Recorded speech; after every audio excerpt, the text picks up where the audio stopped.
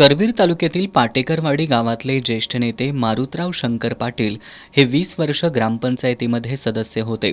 याशिवाय 4 वर्ष त्यांनी पंचायत समितीचं उपसभापतीपद भूषवलंय. भावेश्वरी दूध संस्था, ज्ञानेश्वरी विकास संस्था, महादेव पाणीपुरवठा संस्था आणि शंकर कोंडिबा पाटील दूध संस्था काढण्यासाठी त्यांनी बरेच परिश्रम घेतले होते. ते गेली 40 वर्ष स्वर्गीय आमदार पी.एन. पाटील यांच्याशी अत्यंत प्रामाणिक निष्ठा ठेवून काम करत होते.